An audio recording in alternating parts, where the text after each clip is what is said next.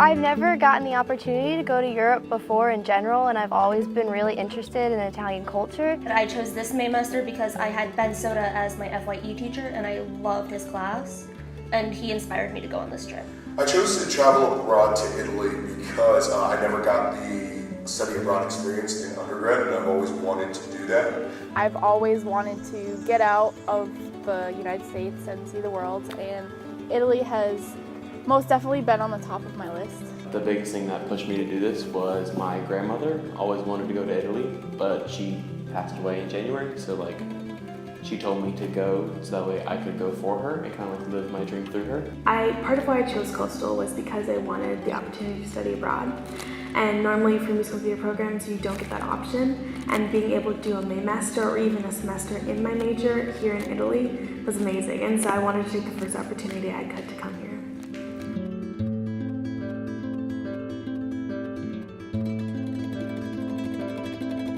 You cover a lot of materials, but it's not more than you can handle, in a sense, and still be able to take in the culture with the courses here. The World Dramatic Literature class, we read plays and we talked about them. And then we also went out into the town, we saw shows, and it really showed us the customs and how Europeans do their shows and all that. Very much so immersed in different culture, and allows you to, especially for me, for my independent study, to kind of go out into the city and go out into Italy and learn on your own. Everything we're learning about communication, we're putting that into our daily lives here in Italy. Instead of reading from a textbook and learning everything in the classroom, you get to go and experience it yourself. Yes, there is the classes that we have, but everything, I would say for the most part, that I've learned was out enjoying the city and meeting new people.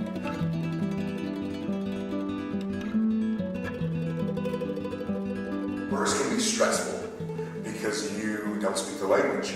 But over time, you start to appreciate the small things. It was a little nerve-wracking at first just because I had never, like I said, never been to Europe, but I was kind of up for something new, and everything's blown away any expectations I've had, and I'm really feeling like I'm learning a lot about new people and new cultures.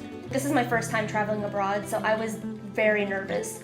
But now that we've been here and I've been here for a while, I feel more confident and I'm willing to travel again. Being in a foreign country is really intense because every person is different. You don't know if the person you're going to talk to is totally open to having you there, or if they're going to be more closed off and expecting you to be a traditional Italian person. I mean, you have to do the touristy things like Rome and Florence, but honestly my favorite city has been Arezzo. I mean, it's just so homey, and I'm a kind of small town girl, so I really liked that, and it felt like, yes, I'm far away from home, but there's still a piece of the beautiful countryside and good people that I'm used to.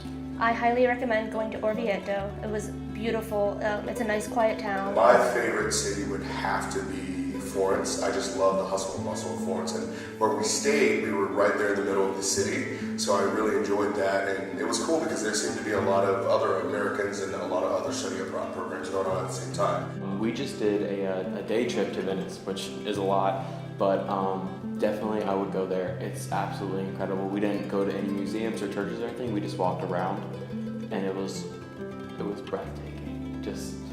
And it was so weird having the streets essentially be main waterways, but it was really cool. Definitely would recommend Siena. That was one of my favorite places to go to. And definitely Rome, because I would recommend anyone coming to Italy for the first time to see those famous sites like the Colosseum, to see the Vatican and St. Peter's, because it's a lot different in person than it is when you see pictures or videos. It's definitely something you need to go and experience.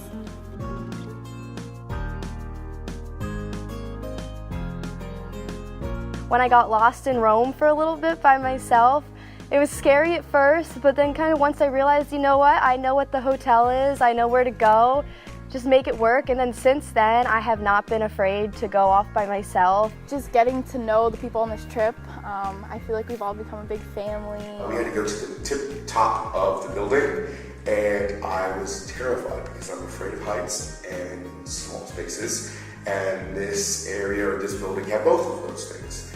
But I was able to get to the top with tears in my eyes, tears of joy, and tears of fear, but I will never forget that because I had some great supportive people around me who told me that I could do it. I guess everything, just like even the little moments, like all of us just sitting somewhere at a restaurant and just like all sitting in a circle, like just talking, because we all come from different places and different majors, and like just hearing how someone talked about their day or their night, like last night versus someone else's night, like I don't know, it's just like I value those little moments.